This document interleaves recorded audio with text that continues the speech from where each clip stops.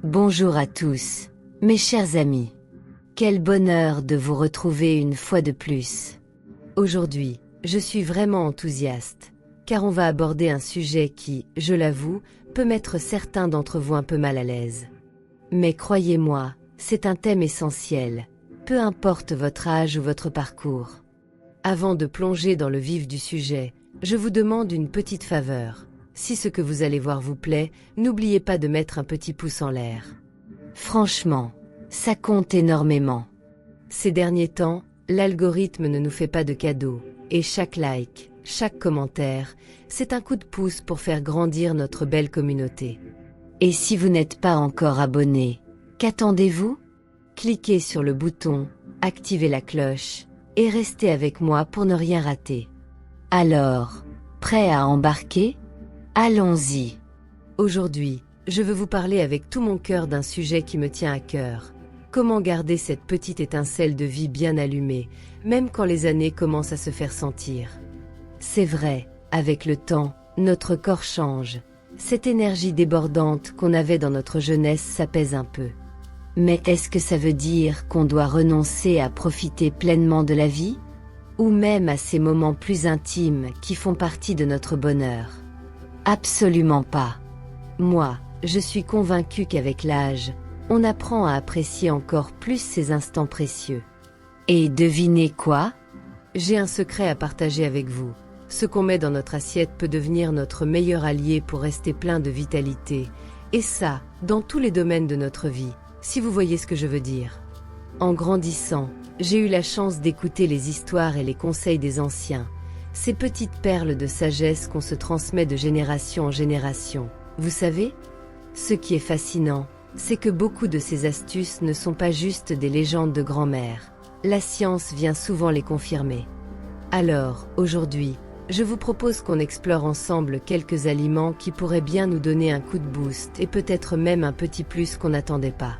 Prenez un carnet et un stylo, parce que je vais vous lancer quelques idées et théories, et j'aimerais qu'on y réfléchisse ensemble. Commençons par le cacao pur.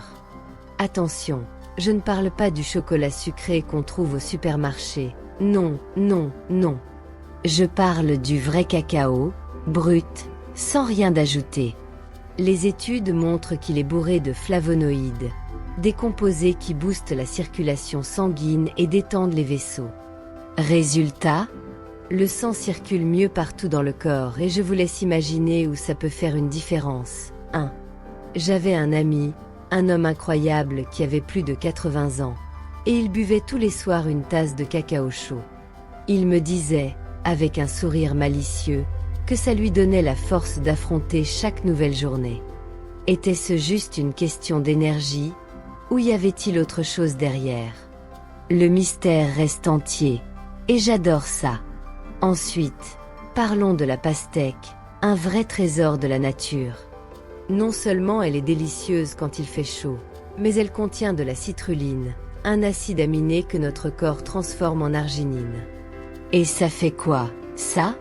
Ça aide à relâcher et à dilater les vaisseaux sanguins, un peu comme un coup de pouce naturel pour la circulation. Une fois, j'ai rencontré un monsieur âgé qui avait toujours de la pastèque chez lui. Il l'appelait sa fruit magique et jurait qu'après en avoir mangé, il se sentait plus fort, plus vif. Simple coïncidence? Soutien de la science? Ou une pincée de savoir ancestral? Moi, je parie sur un mélange des trois, et ça me fascine. Et les fruits secs, alors? Impossible de passer à côté. Amandes, noix. Ma grand-mère nous répétait sans cesse de manger une poignée par jour. Pour le cœur, disait-elle. Et franchement, elle avait tellement raison. Ces petites merveilles sont riches en oméga 3, qui prennent soin de notre cœur et de nos artères.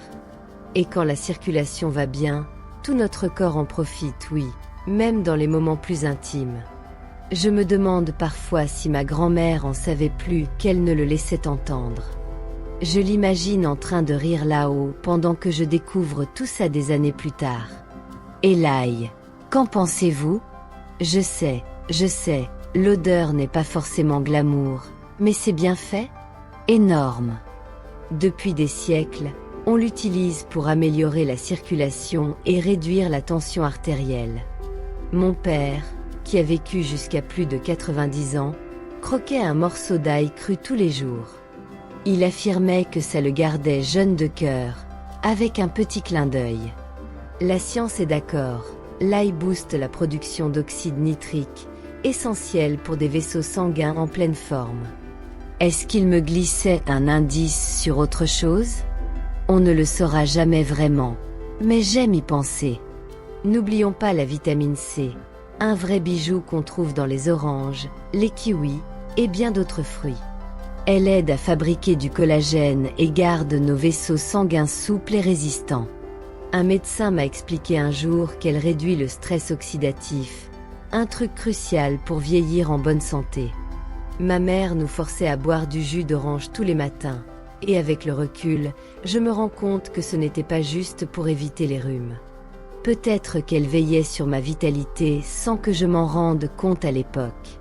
Et enfin, quelque chose de tout simple mais tellement important, l'eau. Oui, ça peut sembler banal, mais la déshydratation peut tout perturber dans notre corps, surtout en vieillissant, quand on ne ressent plus la soif aussi fort. Rester bien hydraté, c'est la clé pour que le sang circule comme il faut et pour se sentir en forme. Parfois, un simple verre d'eau peut faire des miracles, vous ne trouvez pas? C'est incroyable comme les choses les plus basiques peuvent avoir un impact aussi profond. Ce que je retiens de tout ça, mes amis, c'est que la vitalité, qu'elle soit intime ou générale, reflète l'état de notre corps tout entier. Ces petites habitudes, mises bout à bout, peuvent transformer notre quotidien et notre qualité de vie. J'ai vu des personnes âgées qui, en prenant soin de leur alimentation et en restant un peu actives, débordent d'une énergie que bien des jeunes envieraient. Au fond, tout est une question d'équilibre, chouchouter son corps et son esprit. Pour savourer chaque étape de la vie, avec ses hauts et ses bas. Mais attention, si quelque chose vous tracasse ou ne va pas, n'hésitez jamais à consulter un médecin.